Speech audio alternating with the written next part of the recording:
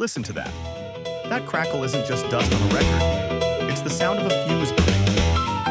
In the early 1950s, the world was a black and white photograph waiting for someone to add the color. That someone was Sam Phillips, a man with a tiny storefront studio and a massive, dangerous idea. He didn't care about polished perfection or the sanitized pop of the hit parade.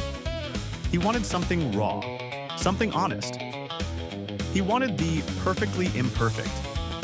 Sam once said, "If you're not doing something different, you're not doing anything at all." And in this cramped, humid room in Memphis, he was doing something that would shatter the status quo forever. This wasn't just a recording studio. It was a laboratory where the blues of the Delta met the twang of the hills. It was the place where the spark finally met the fuel. Welcome to Sun Records, the birthplace of rock and roll. Today, we're stepping inside those hallowed walls to see how a handful of rebels changed the world with nothing but a guitar, a piano, and a whole lot of nerve. If you're a fan of the revival, you know that history is usually written in chapters. But on December 4th, 1956, history was written in a single afternoon. It was a Tuesday. Carl Perkins was in the studio to record some new tracks, with a then unknown piano player named Jerry Lee Lewis backing him up.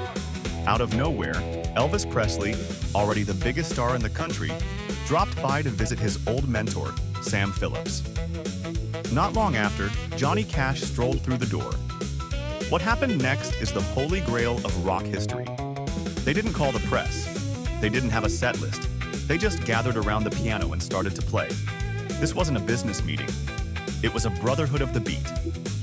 They sang gospel songs they'd learned in church, country ballads they'd heard on the radio, and the raw rhythm and blues that fueled their souls. This $1 Million Quartet session captured the very essence of the Sun Records spirit.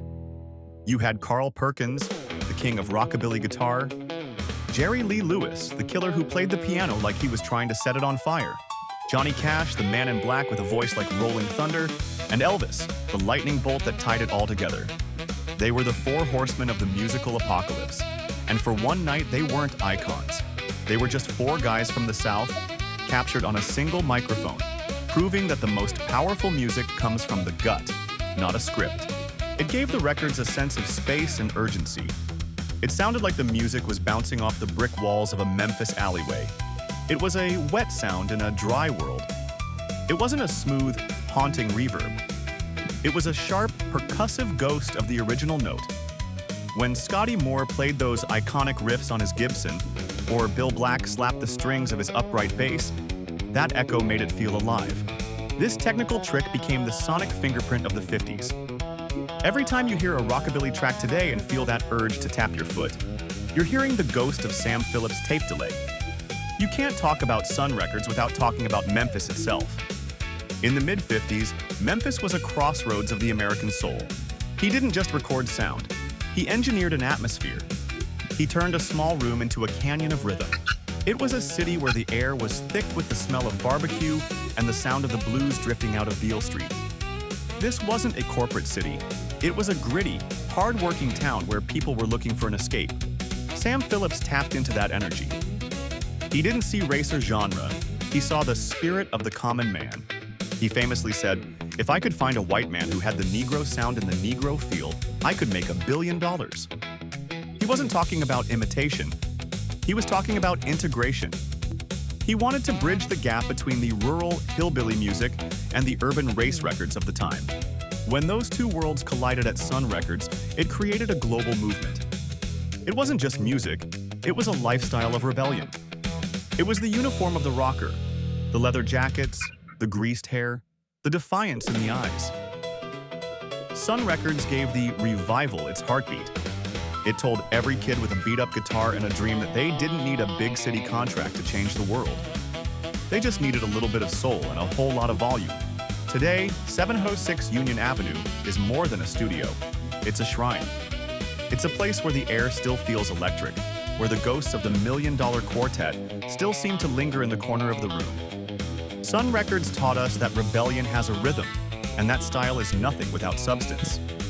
This season on Revival, we've looked at the cars, the pinups, and the bikes, but it all comes back to the sound. It all comes back to the spark that Sam Phillips lit in Memphis. If you ever find yourself in Tennessee, You owe it to yourself to stand in that room. But until then, keep the volume up. We want to hear from you. Who is your favorite Sun Records artist? Is it the wild energy of Jerry Lee or the cool authority of Johnny Cash? Let us know in the comments. Don't forget to like, share, and subscribe to keep the revival alive. Next time, we're hitting the open road. We're trading the studio for the salt flats as we look at the high-speed machines that defined the era. Until then, stay wild, stay rebellious, and keep that slapback echoing. This is Revival.